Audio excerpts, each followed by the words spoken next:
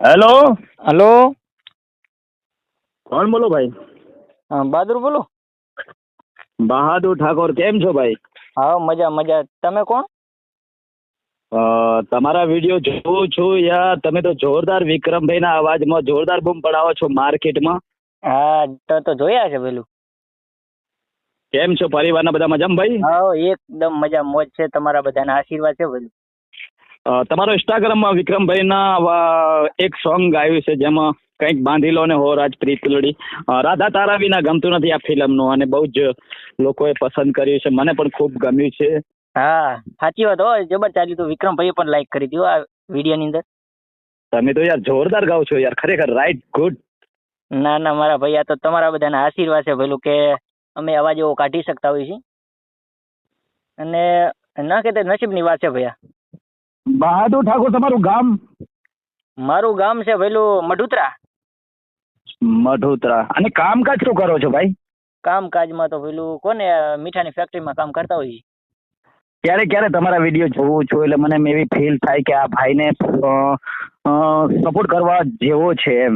ના ના ભાઈ, તમે સપોર્ટ કરશો તો યાર અમે ક્યારે ના કહેતા કે ભાઈ સપોર્ટ કરશો તો અમે ક્યારે તમારો આભાર નહીં ભૂલ્યો ભાઈ.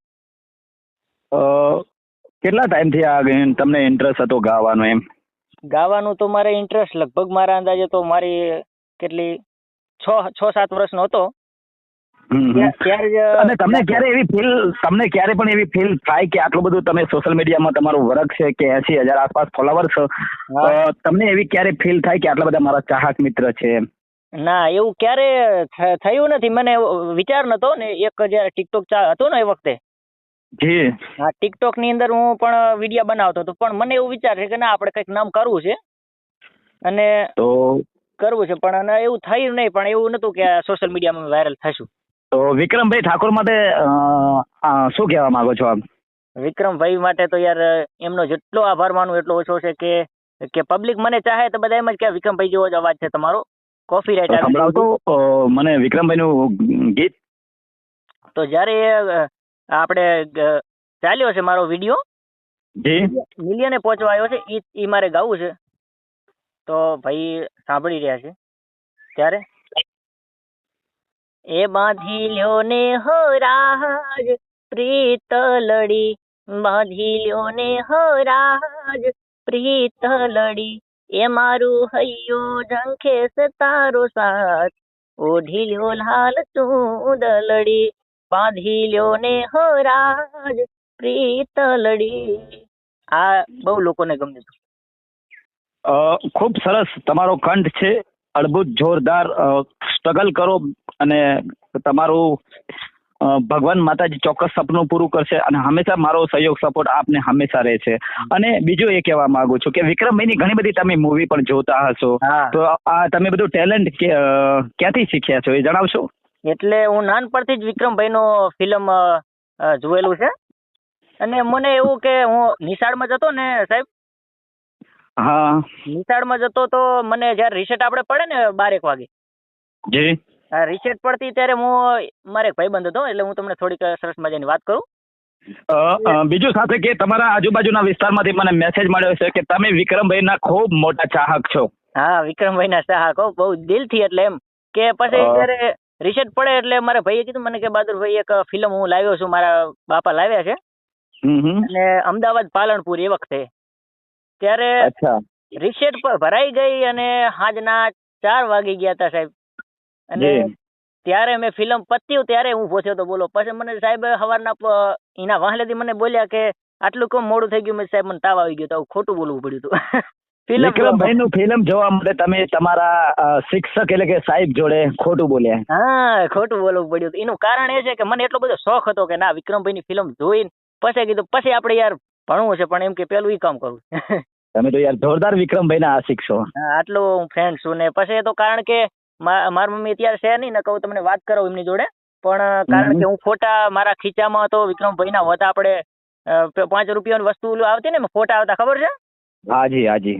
તેમાં મમતા, ઘણા લોકો મમતા સોની રાખતા, પણ હું તો વિક્રમભાઈના જ રાખતો હતો. વાહ, વિક્રમભાઈના બહુ જ મોટા ફ્રેન્ડ છો આપ તો. હા, જબર હો ભૈયા. વિક્રમભાઈનું એક સોંગ હતું બે વફા પરદેશી, જેમાં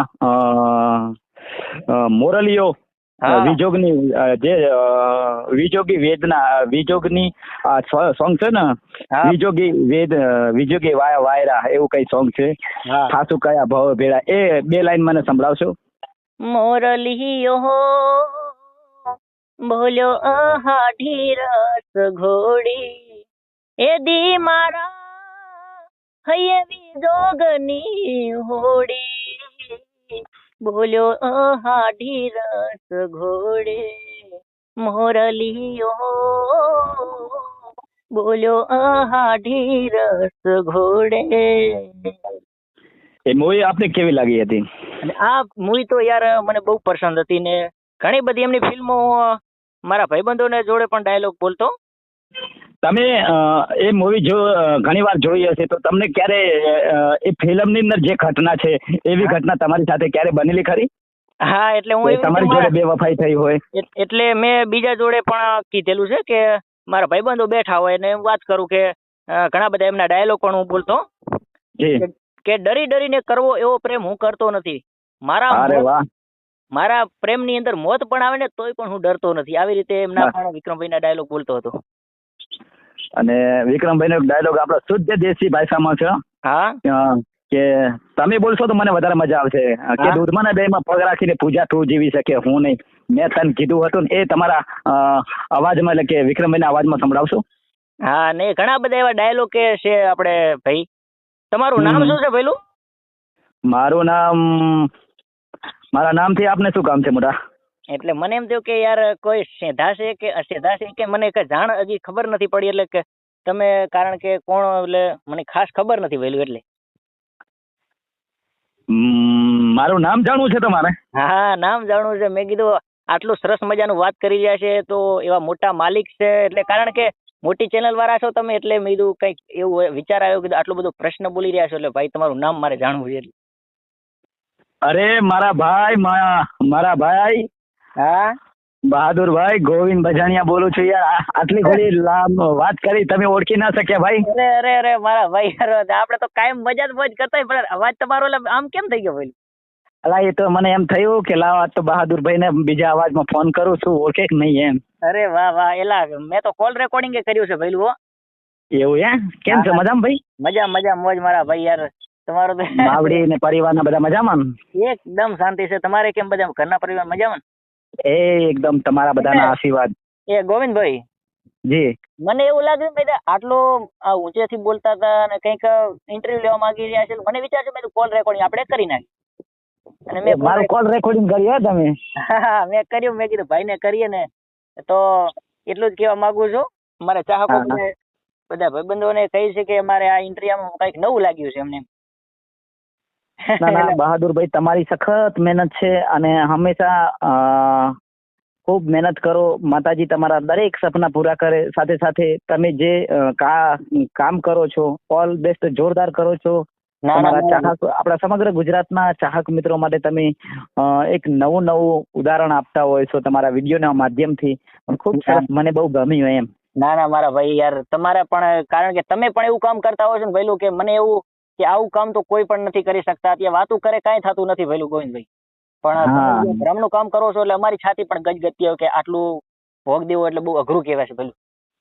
હવે એમાં તો એવું છે બહાદુરભાઈ કે આપ જેવા મહાન વ્યક્તિ કરાવે છે, ગોવિંદ ભજાણિયા કરે છે. બાકી ગોવિંદ ભજાણિયાની કઈ કેપેસિટી નથી કે લોકોના મકાન બનાવી દે, પણ કુદરતના આશીર્વાદ અને મહાન વ્યક્તિ કરાવે અને એમના સહયોગ સપોર્ટ થી કોકનું સારું થાય તો હું વધારે ટાઈમ, કારણ કે જીવનની અંદર મેં એક જ નક્કી કર્યું છે કે પોતાના માટે તો આખી દુનિયા કરતી હોય છે ને.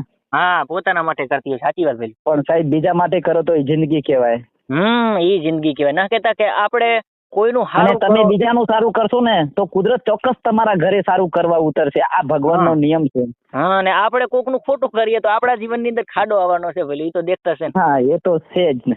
કે આપણે કોઈકનું સારું વિચારો કે હા આપણે સારું એનું કરો તો આપણા જીવનની અંદર સારું કંઈક ભગવાન લાવે. એ ના ખૂબ મહેનત કરો, સફળ થશો. અને માતાજી માં ખોડલના આશીર્વાદ છે અને અમારા જેવા વ્યક્તિ હંમેશા આપને ખૂબ સપોર્ટ કરીશું. તો માં ખોડલમાને તમે યાદ કર્યા છે તો મારે એક માં ખોડલમાનું પણ એક બે લીટી ગાવી છે. જી. તો જ્યારે તમારે જે કુળદેવી માં ખોડલમાં છે ને, હા, તો મારે પણ ગાવું છે. તમે જયારે માને યાદ કરી છે એટલે માને યાદ કરીએ તો માથી મોટું કોઈ નથી દુનિયામાં, ગોવિંદભાઈ. હા ભાઈ, એ આ ગોવિંદ બગાડિયા માર્કેટમાં જે છે ને એ માં ખોડાના આશીર્વાદ થી છે ભાઈ. ને કે ગોવિંદ બગાડિયા, હું એ જાહેરમાં કહું છું કે કાલે વાટકો લઈને ફરતો હતો, પણ દુનિયા ઘણું બધું કેતી હતી, પણ જગદંબાના આશીર્વાદ મળ્યા. અને બાકી તો તમે જોવો છો, મારાથી જાજુ ના કહેવાય. ના ના મારા ભાઈ, તો સાચું છે ને યાર. હવે તો હું એક બે લીટી ગાઈ નાખું પેલું. હા. એ ખમા ઘણીને માડી ખમકારા રે કરતી, નવખંડે રે માની નજરો રે ફરતી, તારે માં ખોડલ જેને એને કોઈ મારે નહીં, રીજે તો રાજી આપે ખીજે તો માં છોડે નહીં, ખોડલ નું કદી ખોટું નહીં, ખોટાની માં ખોડલ નહીં, ખોડલ નું કદી ખોટું નહીં, એ ખોટાની માં ખોડલ નહીં. સાચી વાત છે. ખોટાની માં ખોડલ નથી ભાઈ, સાચાની માં, સત્યની હંમેશા જીત છે.